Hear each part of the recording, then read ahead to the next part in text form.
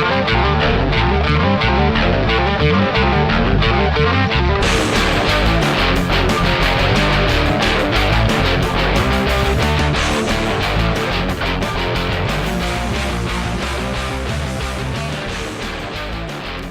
back, League fans. We're back with another episode of the No FFs Podcast. We're going to be covering the LEC this week. It's going to be fun. It's going to be fast. We're going to try to end in 15 minutes. There's a lot of material to cover, so we'll have to go quickly. I know some of you might be wondering if we're ever going to cover LPL, LCK matches. Definitely have that content coming up, especially looking at SKT's last few games. I wanted to see them play Griffin, to see them play the three newer teams in the LCK, see how they did. And we'll definitely have that out, as well as an LCS update in the next few days. But first, we want to hit the second week of the LEC. As always, I'm Xing Li. I'm an esports writer for .esports. Follow me on my Twitter page at XingTheLi, XingTheli. And then the No FFs Podcast is at No FFs Pod. That's our Twitter handle, and you can follow us for all the updates on this podcast and when the episodes drop. Real quick, we're going to dive into week 2. We got to get our internet timer up. Did not have that.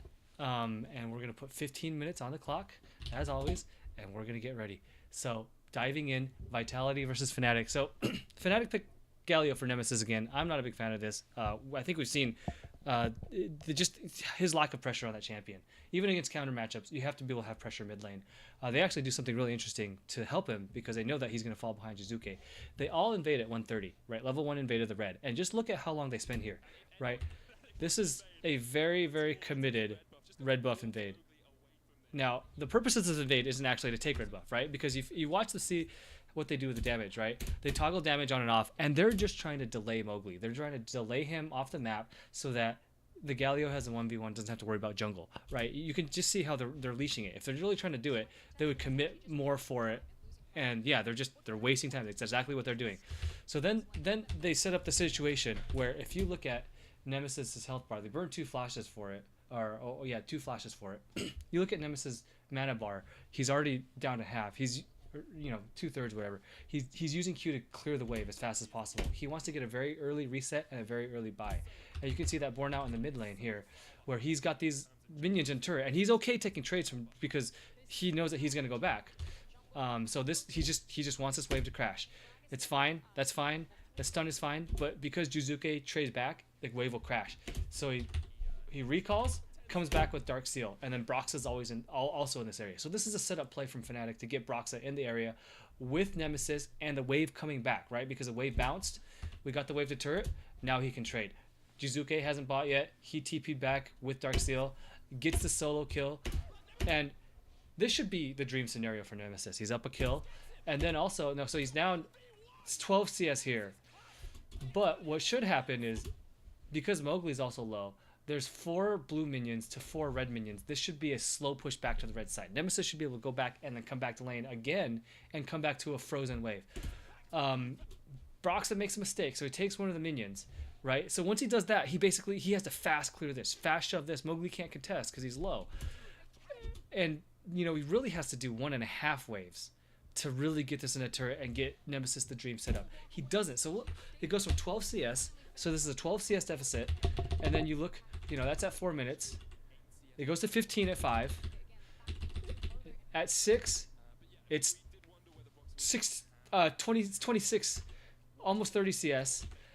And it just balloons out of control. So this is a situation where they had the dream scenario mid lane, and then they gave up pressure by giving Jizuke the wave back. And Jizuke was actually able to have wave control after there. Jizuke helps them win all over the map. And, Nemesis is just another game where he falls behind and the rest of Fnatic can't really do anything. They don't ever have priority to set up Galio dives. And it's just a missed opportunity for a team that really needed that win against Vitality. Second game, Rogue versus Splice. This is a game where you have Rogue. I talked about this last week. Korean top laner, a bunch of domestic players here. You have, I'm too far in the game, I think. Yeah, I wanted to talk about the early gank that Splice put up. So they're running a Karthus comp, which is actually really good for Xerxes because he's, again, a jungler that can struggle with his pathing, but Karthus wants to be really greedy. And we go up here in the top lane. Right now, it's hard to see. Right here at 3:30, you can see that Prophet has a wave shoving out. Right, he's level 3. Urgot had the early shove on the Aatrox, got it in turret. Now he's got a wave coming back. Kikis is recalling at his blue, so their blue side he's recalling at his blue. Meanwhile, Xerxes already up there doing a lane gank, and he sees that we have a Prophet with a minion advantage. It's gonna come into Chachi. Chachi's gonna be overextended. Kikis has a ward, right? And they need to be able to ward this Tribush.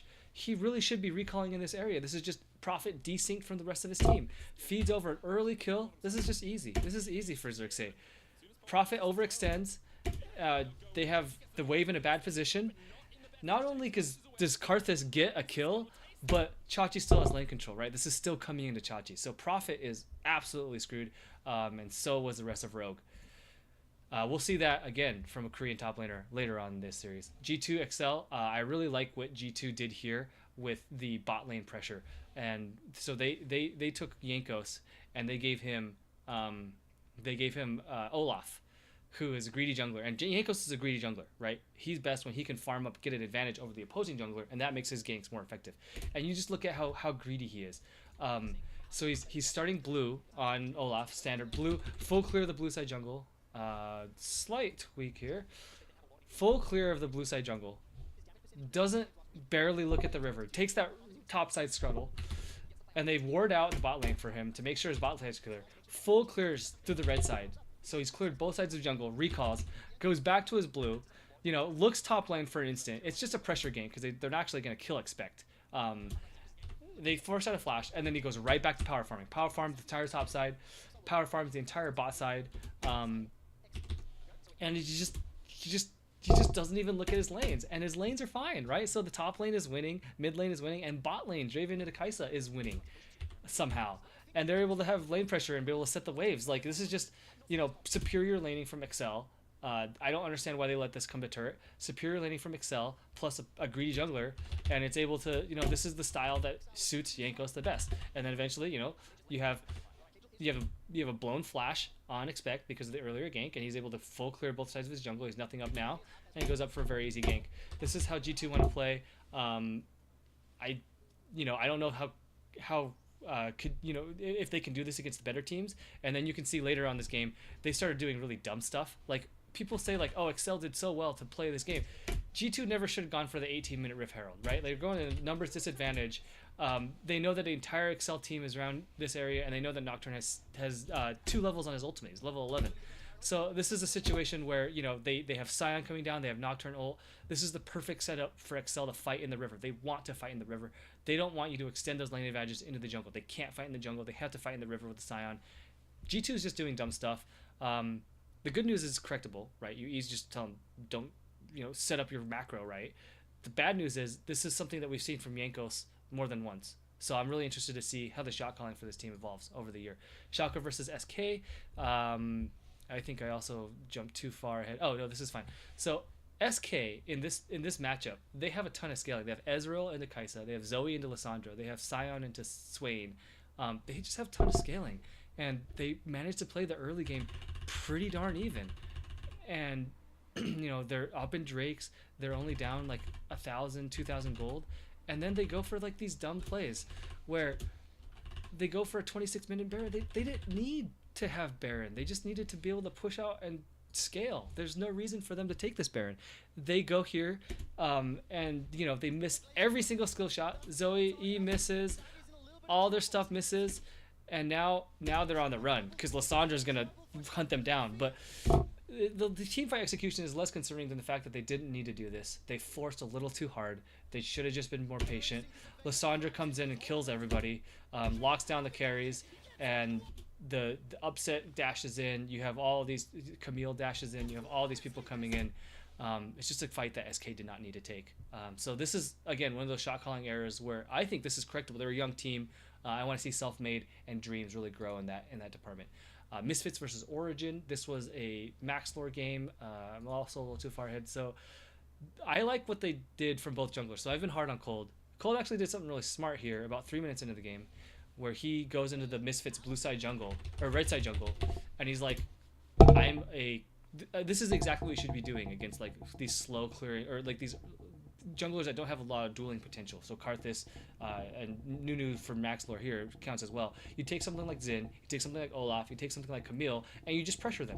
Cold knows that Maxlore can't fight him, so he just runs into his red buff and takes it away. Now, on the cover side, Maxlore is also really smart. He's shown me a ton this year, really last couple years, and he abandoned his red side, right? He's like, I don't even care about red side. I'm gonna turn this level down just a little bit. He doesn't even care about red side. He's gonna run straight to the bottom side of the map. He's gonna recall. He's gonna run straight to his bottom side of the map. He has no camps are up. He has nothing to do here, so he runs to the bottom side of the map because that's gonna spawn first anyway.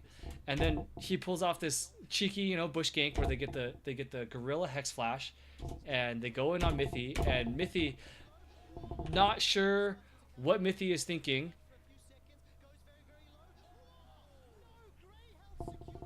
Doesn't pop the Tom Kent G, gets burst down by Nunu. And then they transition that, the bot lane's winning.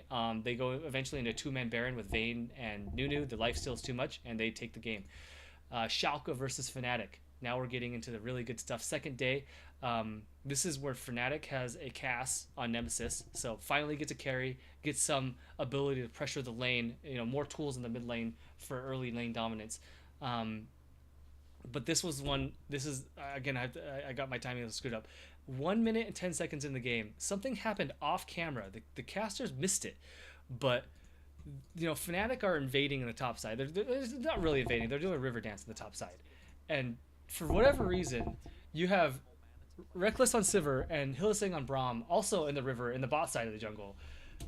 They should be warding the Pixel Bush, but for whatever reason, they're the bot side river bush. Thresh ignores Thresh, throws out a Q, and Reckless flashes it. He flashes it at like 112. So now he has no flash. Great. We go to the bot lane, and this is just a sick play you'll see this sick play from Ignar. If you haven't seen the Schalke Fnatic game, you gotta watch it.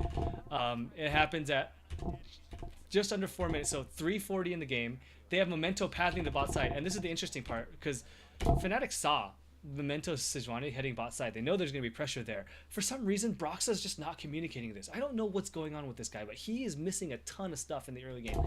Sejuani goes down there. They don't even need him. Ignar flash flays Reckless. No chance to respond. And it's just an easy gank. And then the real sick stuff happens a couple of minutes later, where they continue to dive bot. They're just punishing the Sivir. And they have this play where Upset on Kai'Sa uses his W to break the shield, the E shield from Sivir, so right as the Thresh hook arrives. This is 5:43 in the game. This is sick play. So well played.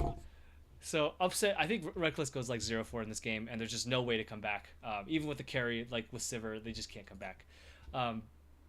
All 5 Fnatic members, Bwipo, Hylissang could not hit a Q on Braum. Like, there's some issues with this team. They have to pick. Some of it's picks and bans, and some of it's like if you're O2 Sivir without flash, like you just gotta be able to play safer than that, man. Reckless is too good of a player to be dying to ganks like that and to be burning flashes at level 1. They need to. I think they're playing too aggressive, right? A lot of the times they're overextending in lane. Whippo's doing it. Reckless just did it. Nemesis needs to have more pressure, but real questions on the side of Fnatic. SK versus Excel, another, Werlib is playing this great. He pushed in the Scion level 1. We have another Korean top laner getting it ganked on the bounced wave back. So Selfmade's heading top at 4:30. Kjo's also heading top on Karthus. Kjo's just like, I don't care. I'm going to finish my Krugs. Meanwhile, you have Expect shoving this wave out. He's got too many minions. It's going to come into Werlib. Werlib did a good job getting that wave in a good position for the top laner.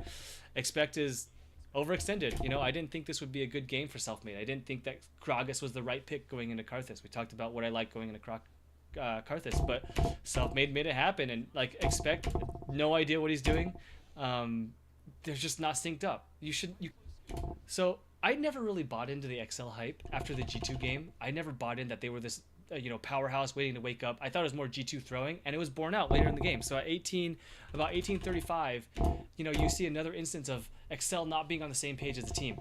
Kasing's going to dive in on, he's going to flash initiate on Rakan, one of the most aggressive things you can do. They catch an E onto the Urgot, and there's nobody around. Scion is still in the river, hasn't started his ult yet. The Xayah is not around, and they're going all in, and seeing, this is a play where he goes in, has to burn a stopwatch. Sion comes in after. They don't layer that together. Meanwhile, you have the carry is being focused down by Pyrian, who's able to buy a lot of time, and it's not synced up. SK is able to turn this into a huge advantage, and Excel kind of plays themselves out of the game. G2 versus Rogue. This was an interesting game from Jankos taking Ivern into Karthus. We are out of time. Knew this would happen. What I want you to see here is a minute 40, Perks and Mickey X push the bot lane, and they take this really aggressive trade. Now, again, the Lucian and Diana is what they're facing. That's not something you immediately think, this is who we want to trade with. But bear with me while I build this up. So they take the early trade, do a ton of damage that Rogue just aren't expecting, right? They can't return the damage. And that gives them bot side control, right? So that gives them bot side control level 1. Then, at 3 minutes, they use that bot side control to have Mickey X roam up and ward the blue side jungle of Karthus. Remember, we want to be in the Karthus' face. We want to take him out of his camps. We want to make him uncomfortable. They ward that side. Then, a few minutes later, we've got Perks or Caps roaming up. I still think Perks is a mid laner. They roam the red side entrance. Then we have Jankos going in. Because of that, he's able to roam both the red side buff and the bush behind the Raptors. So they've got Kikis basically solved. And this is, again, how you play against Karthus. G2 are winning every single lane. 35-23 top lane, 43-28 mid lane, and 37-37. They're tied in the bot lane, but it's Xayah into Lucian. And the key here is Senkux is on Riven. He's losing by 15, 16 CS, and he's not able to get the support that he needs because Kikis is playing a greedy champion. And that's just not how you use Senkux, in my opinion. G2 played this early game really smart, and that's why they won. Really quick, the last two games, Splice Origin. This was a game where I wanted to see a lot from Xerxes on Nocturne. The decision making that sometimes can come and go. But then the same thing from Cold, right? I've been actually a little harder on Cold. I think Cold is missing a lot of opportunities, and this is one. He's on Xin Zhao. He takes blue buff at 147 is when it comes down. At exactly 147, blue buff is down. And he had an opportunity, because Kabe for Splice was pushing up on the bot lane. He had an opportunity to be there. So 147, you track his movements. He heads to his red side camp instead. And the interesting thing is this is leashless. So Splice have no idea where he is. He could have been red side. He most likely was red side, if I'm guessing. And they don't respect it. And so 147 is when the blue buff comes out. 202 is when Kabe wards the river bush. I think if Cold had run down there, he got there first. I think he beats that ward and they get a kill, at least one kill out of this. And they stabilize this lane for Patrick. It's basically ungankable from then on because of how safe Ezreal is. And they just set up a ton for them. In the end, it turned into a splice game where they just stomped everywhere. And Xerxes played really well, but like everyone played really well. Humanoid continued to play well from the mid lane position, and Origin never had any pressure. And that's the question for me. You have these guys that are considered really good players, Patrick, Nukeduck, and Alfari, but can they sync it together, and can Cold find more? Can he just be better? He just has to be flat better because he's not playing well right now. Last game, Misfits Vitality. This is the dream scenario for Misfits, right? The early scouting for Misfits continues to be excellent. They get Karthus a double kill, or a kill, the earliest kill ever in European League of Legends. The Vitality invade on the red side was totally blown up. They get him another kill in the top lane, ganking a lane, and you think this is going to snowball out of control. What I liked is the recovery from Mowgli. So he's on Olaf. He died. No, he didn't die. It was the support that died. So Jack Troll died. But Mowgli doesn't deviate from the game plan. He's going to be in Karthus' face. At 4:30, he invades the Raptors. It doesn't matter that he walks over a ward. He's Olaf. He can get out. He just wants to be able to be in Karthus' face. And he's, stealing Raptors. That's a little thing, right? Stealing Raptors, but it forces, you direct the path. Maxlow now has to go topside because there's no bot side camp available.